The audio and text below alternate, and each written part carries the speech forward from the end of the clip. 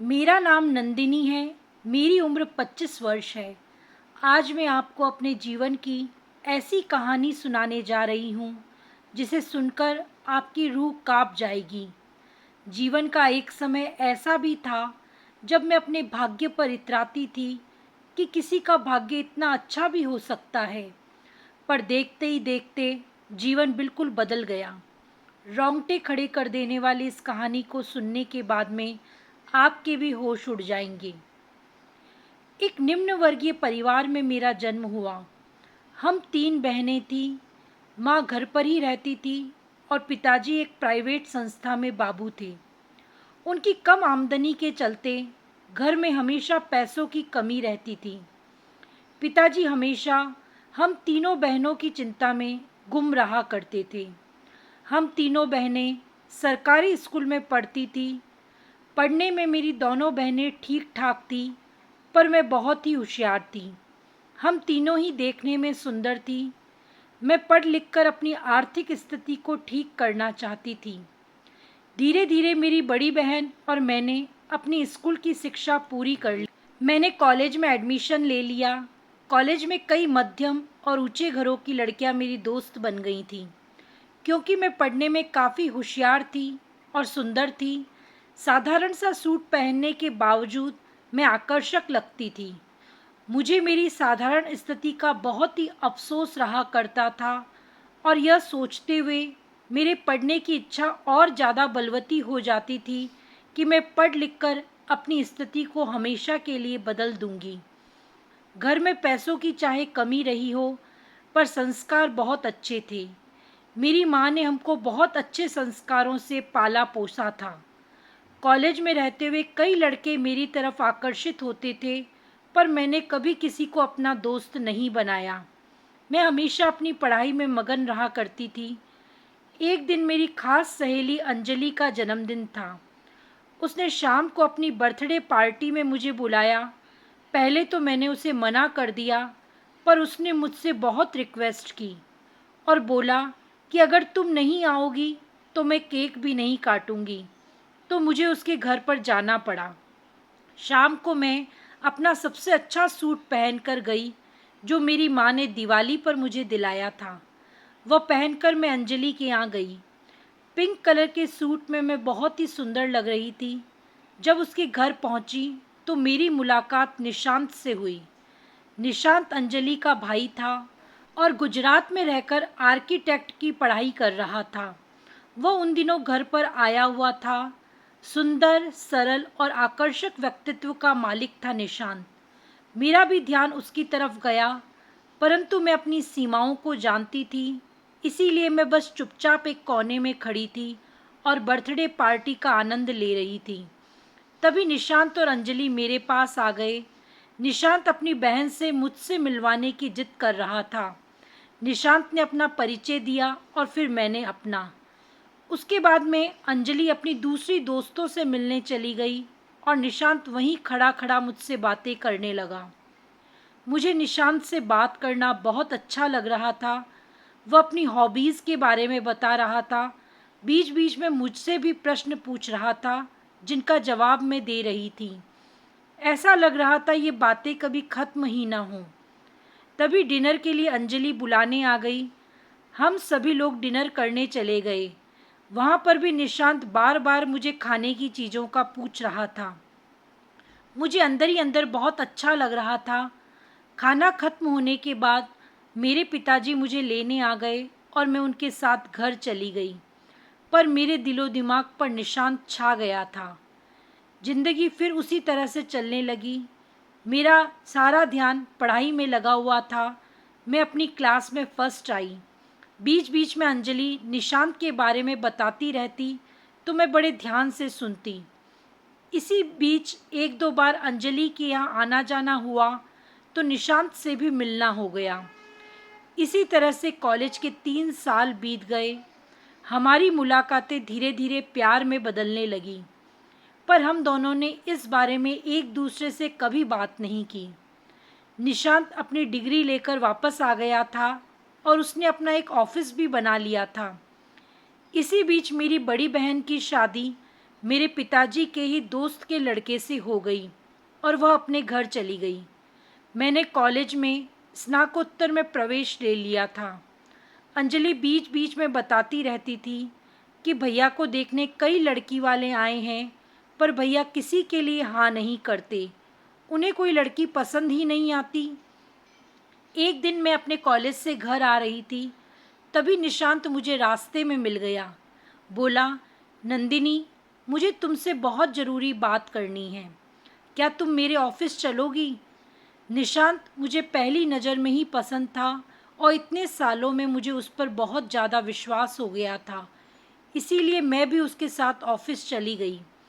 Office पहुंचकर निशांत ने मेरे और उसके लिए कॉफ़ी मंगवाई और फिर बताया कि किस तरह से वो मुझे इतने सालों से बहुत ज़्यादा पसंद करता है। उसके दिमाग में मेरे अलावा और कोई लड़की नहीं है और वो मुझसे ही शादी करना चाहता है। निशांत की बातें सुनने के बाद में मेरा दिल बहुत तेज़ी से धड़कने लगा, पर मेरी और निशांत के परिवार की आर्थिक स्थिति में बहुत ज़्यादा अंतर था और मैं यह भी नहीं चाहती थी कि निशांत मेरे लिए अपने परिवार वालों को छोड़ दे। इसीलिए मैंने निशांत को अपने फैसले पर एक बार पुनर्विचार करने को कहा, तो उसने कहा कि वो अपने घर वालों को मना लेगा। उसकी खुशी में ही उसके घर वालों की खुशी है।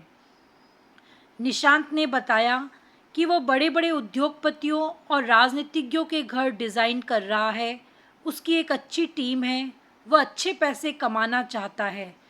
उसने मुझे अपनी पढ़ाई में लगे रहने की सलाह दी और कहा कि सही वक्त पर मैं तुम्हारे घर वालों से भी बात करूँगा। निशांत से बात करने के बाद मैं नए जीवन के सपनों में खो गई। धीरे धीरे इस बात को 8 महीने बीत गए। मैंने अपने घर वालों को कुछ भी निशांत के बारे में अभी तक नहीं बताया था। निशांत आर्किटेक्ट के अपने काम में बहुत ज़्यादा सफल हो गया था।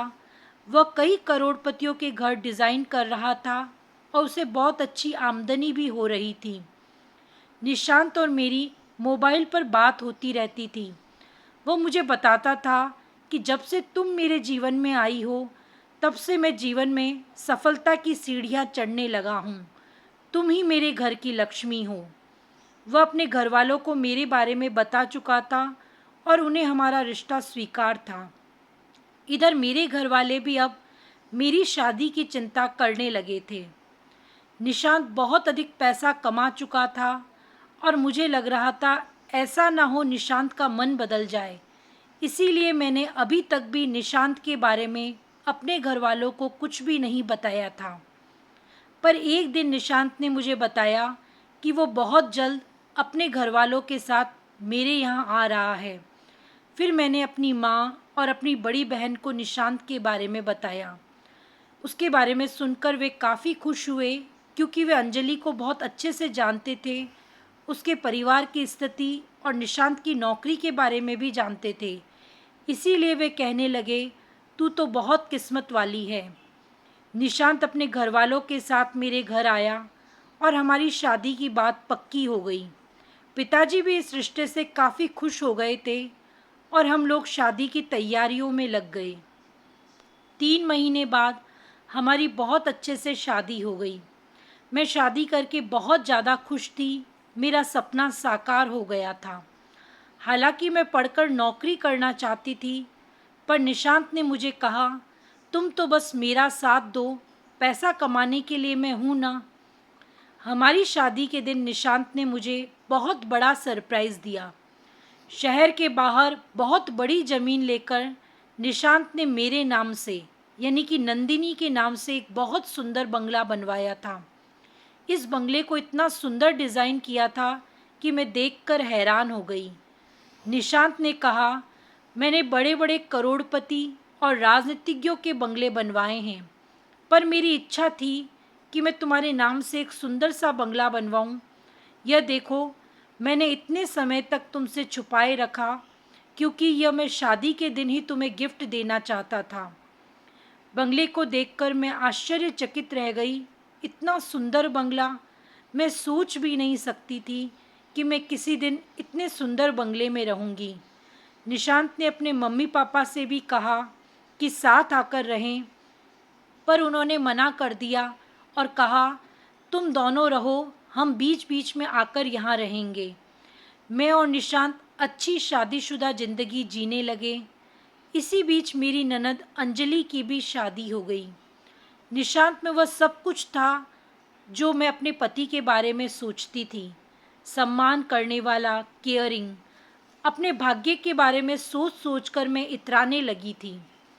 निशांत सुबह ही अपने ऑफिस चला जाता।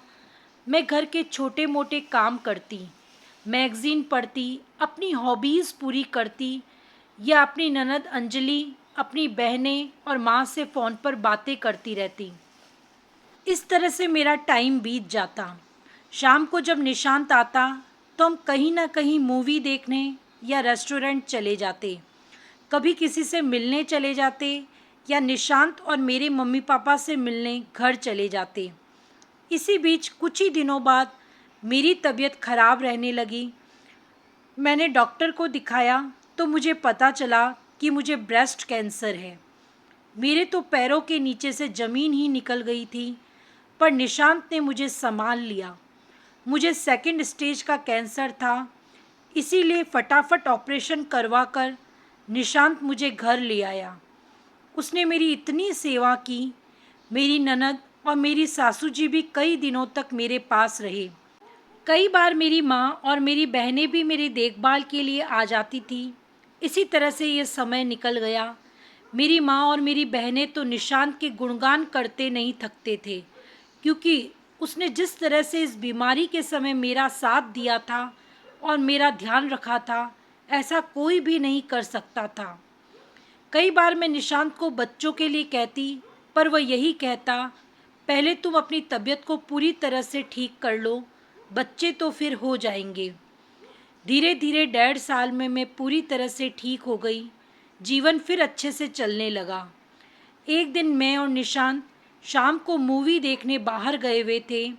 जब हम घर वापस आए तो हमने देखा कि घर का ताला टूटा हुआ है। हमारा घर शहर से काफ़ी बाहर था। घर में सारा सामान अस्त व्यस्त हो रखा था। घर में कई कीमती चीज़ें भी थी, पर कुछ भी चोरी नहीं हुआ था। सीसीटीवी कैमरे लगे हुए थे अंदर और बाहर। निशांत ने जब सीसीटीवी कैमरे चलाए तो उसमें 2-3 लोग नजर आए। निशांत शायद उन्हें पहचान गए थे, पर उन्होंने मुझे कुछ भी नहीं बताया। मैंने निशांत से पूछा तो उन्होंने कहा कि मैं भी नहीं जानता यह लोग कौन हैं। मुझे समझ नहीं आ रहा था कि घर में यदि वे लोग आए तो कोई सामान क्यों नहीं लेकर गए। उसके बाद निशांत अपने घर में बने ऑफिस में चले गए। निशांत ने ऑफिस में जाने को मुझे हमेशा से मना कर रखा था। उसमें घर के डिज़ाइंस, चार्ट, फाइलें वगैरह रहती थी, इसीलिए मैंने कभी भी ऑफिस में जाने की कोशिश नहीं की। हालांकि मैंने कई बार नोट किया था, निशांत कई कई घंटों तक ऑफिस में बैठे रहते थे। कई बार तो रात को जब मैं सो रही होती तो वे पलंग पर भी नहीं होते और अपने ऑफिस में बैठकर काम करते रहते थे। मुझे कई बार लगता था कि उनके ऊपर बहुत वर्क प्रेशर है, इसीलिए वे बहुत बिजी रहते हैं। जब चोर हमारे घर आए तो यह रिपोर्ट लिखाने के लिए मैंने निशांत से कहा तो उन्होंने मना कर दिया और बोला कि वे कुछ भी चोरी करके नहीं ले गए हैं, तो एफआईआर कराने से कोई मतलब नहीं है। मैं निशांत को बहुत सालों से जानती थी और वो बहुत ही प्यार करने वाले और केयरिंग पति थे। उन पर शक करने का कोई कारण नहीं था, पर फिर भी अब कुछ चीज़ें मुझे बहुत ही अजीब लग रही थी। जब निशांत घर पर नहीं होते तो मुझे हमेशा घर में ठक ठक की आवाज़ें आती रहती थी। ऐसा लगता था नीचे कहीं अंडरग्राउंड से इस तरह की आवाज़ें आ रही हैं। मैंने कई बार निशांत से पूछा भी था कि मुझे कुछ आवाज़ें सुनाई देती है इस घर में, तो उन्होंने इसे मेरा वहम बताया। मैं बीमारी से अभी ही ठीक हुई थी, इसीलिए मैंने भी इसे अपना वहम समझा और इस बात पर ज़्यादा ध्यान नहीं दिया। एक दिन निशांत ऑफिस गए हुए थे और मैं मार्केट गई हुई थी कुछ सामान लेने के लिए। तभी मुझे एक आदमी दिखाई दिया। उस आदमी को मैं देखते ही पहचान गई, क्योंकि वह वही था जो उस रात को सीसीटीवी में मुझे दिखाई दिया था। वह आदमी अपनी मोटरसाइकिल पर था और मैं अपनी कार में थी। मैंने थोड़ी दूर तक उस आदमी का पीछा किया और मैं उसके घर के पास पहुंच गई। मैंने आसपास के कुछ लोगों से कुछ बहाना बनाकर उस आदमी के बारे में बात की तो उन्होंने बताया कि यह आदमी कंस्ट्रक्शन साइट पर कारीगर का काम करता है। इसकी लड़की 6 महीने से गायब है और यह उसका पता लगाते लगाते थक गया है। पुलिस में भी रिपोर्ट लिखाई पर कुछ भी पता नहीं चला। फिर मैं घर आ गई, पर रात भर मैं कारीगर, उसकी लड़की और उस चोरी की घटना के बारे में सोचती रही। मेरे दिमाग में ये बात बार बार आ रही थी कि अगर चोर दरवाज़ा तोड़कर अंदर घुसे थे तो उन्होंने चोरी क्यों नहीं की। वह कारीगर यहाँ पर क्या ढूंढने आया था, ये बात मुझे खाए जा रही थी। अगले दिन मैंने निशांत के जाने के बाद में उनके ऑफिस को खोलने की कोशिश की जहाँ निशांत बैठकर काम करते थे, पर मैंने देखा कि निशांत उसका ताला बंद करके गए हैं। घर में ही ऑफिस पर ताला लगाने की क्या ज़रूरत है, जबकि घर पर मैं ही हूँ। मुझे ये बात समझ में नहीं आई। फिर मैं शाम होने का इंतज़ार करने लगी। निशांत जब घर आए और ऑफिस खोलकर उसमें गए तो मैंने यह देखने की कोशिश की कि वापस आकर उन्होंने चाबी कहाँ रखी। मैंने देखा कि उन्होंने अपने पलंग के गद्दे के नीचे ऑफिस की चाबी को रखा हुआ है। अगले दिन निशांत के जाने के बाद मैंने गद्दे के नीचे से चाबी निकाली और मैं उनके ऑफिस में पहुंच गई। बहुत सारी फाइलें, बहुत सारे चार्ट और मकानों के नक्शे थे वहाँ पर। मैंने ये ढूंढने की कोशिश की कि हमारे बंगले का नक्शा वहाँ पर कहाँ है। जल्द ही मुझे निशांत के मेज के नीचे वाली दराज में हमारे बंगले का नक्शा मिल गया। नक्शे को जब मैंने ध्यान से देखा तो उसमें निशांत के ऑफिस में ही एक सीक्रेट दरवाजे का मुझे पता चला। मैंने पास वाली दीवार के आले में रखी मूर्ति के पीछे के बटन को दबाया तो वह दीवार खिसक गई। मैं आश्चर्य में पड़ गई कि ये क्या हुआ। दीवार के नीचे सीढ़ियाँ थीं। मैंने सीढ़ियों के नीचे जाना शुरू किया। कुछ सीढ़ियाँ चलने के बाद में एक बड़ा सा कमरा था। कमरे में अंधेरा था। मैंने साइड की लाइट के स्विच को ऑन किया तो मेरे होश उड़ गए। वहाँ पर एक लड़की थी जो कि कुर्सी पर बंधी हुई थी। उसके मुंह में कपड़ा ठूसा हुआ था। लड़की की आंखें बंद थी, या तो वह सो रही थी या फिर बेहोश थी। मैंने लड़की के हाथ लगाया तो वो एकदम से जाग गई और चिल्लाने लगी। मुंह में कपड़ा होने की वजह से उसके मुंह से आवाज़ नहीं आ रही थी। मैंने उसके मुंह से कपड़ा बाहर निकाला तो वह ज़ोर ज़ोर से चिल्लाने लगी। बोल रही थी, मुझे बचा लो, मुझे बचा लो। मुझे कुछ भी समझ नहीं आ रहा था कि ये लड़की कौन है और यहाँ कैसे आई। ये लड़की कब से है मेरे इस घर में। मैंने उसे शांत किया और बोला कि मैं तुम्हें बचा लूँगी, मुझे बताओ तुम यहाँ कब से हो। उसने कहा, मुझे पता नहीं, शायद मैं कई महीनों से यहाँ पर बंद हूँ। उसकी बातें सुनकर मेरे रोंगटे खड़े हो गए। तभी मुझे मेरे पति निशांत की गाड़ी की आवाज़ सुनाई दी। मैंने जल्दी से उस लड़की से बोला, तुम्हें मैं कल वापस निकाल लूँगी, मैं बाहर जा रही हूँ, नहीं तो मेरे पति यहाँ आ जाएंगे। पर वो इतनी बुरी तरह से बचाओ बचाओ कहकर रोने लगी कि मैंने उसके हाथ पैर खोल दिए और फिर उसे लेकर तेज़ी से मैं सीढ़ियों के ऊपर आ गई। मुझे निशांत के घर के अंदर घुसने और ऑफिस की तरफ आने की आवाज़ें सुनाई दे रही थी। ऑफिस से निकलकर हम दोनों किचन में जाकर छुप गए। मैंने अदरक कूटने वाले पत्थर को अपने कपड़ों में छुपा लिया था। तभी वहाँ पर निशांत आ गए और बोले, अच्छा तो तुमने इसे निकाल लिया, अब मेरे राज का पता चल गया है तुम्हें, अब तुम दोनों अंडरग्राउंड में सड़ो। मैंने निशांत से पूछा, यह लड़की कौन है निशांत, और यहाँ पर कितने समय से बंद है। तुमने मुझसे इतना बड़ा राज छुपाए रखा। कितना बड़ा धोखा दिया है तुमने मुझे। पर निशांत ने मेरे मुंह पर टेप लगा दी। वो पहले से तैयार था। उसने हम दोनों को खींचकर अपने ऑफिस की तरफ ले जाना शुरू कर दिया। वह अपने ऑफिस के सीक्रेट रूम की सीढ़ियों पर हमें घसीटते हुए ले गया। उसने मुझे कहा कि मैं पुलिस में कल तुम्हारे गायब होने की रिपोर्ट लिखा दूंगा नंदिनी। अब किसी को पता नहीं चलेगा मेरे राज का। तुम चिंता मत करो। वह लड़की तो पहले ही बहुत ज़्यादा कमज़ोर थी और मैं भी अपनी बीमारी की वजह से बहुत कमज़ोर हो गई थी। हम निशांत का सामना नहीं कर पा रहे थे, पर मुझे यह पता था कि अगर निशांत हमें यहाँ पर बंद करके चला गया तो हमारे बचने की उम्मीद फिर ना के बराबर है। तभी निशांत जैसे ही उस लड़की को वापस कुर्सी पर बांधने के लिए मुड़ा, मैंने अदरक कूटने वाले पत्थर से निशांत के सिर पर वार कर दिया और निशांत बेहोश हो गया। निशांत को उसके ही सीक्रेट रूम में बंद करके मैं और वह लड़की ऊपर आ गए। मैंने वहाँ से तुरंत पुलिस को फ़ोन किया। वह लड़की बहुत ही कमज़ोर हो गई थी और ज़्यादा कुछ भी बोलने की स्थिति में नहीं थी। वह सदमे में लग रही थी। तभी पुलिस आ गई और मुझे पता चला कि वह लड़की उस कारीगर की बेटी है। वह अपने पापा के साथ में कंस्ट्रक्शन साइट पर जाया करती थी। वहीं पर निशांत को वह पसंद आ गई थी। जिस लड़की को पसंद किया उसको पा लिया, बस यही शौक रहा है निशांत का। यह मुझे बाद में पता चला, पर मुझे पता चल गया था कि निशांत ने शहर से इतनी दूर इस तरह के सीक्रेट रूम वाला घर क्यों बनवाया। वह लड़की उस घर में 6 महीने से बंद थी।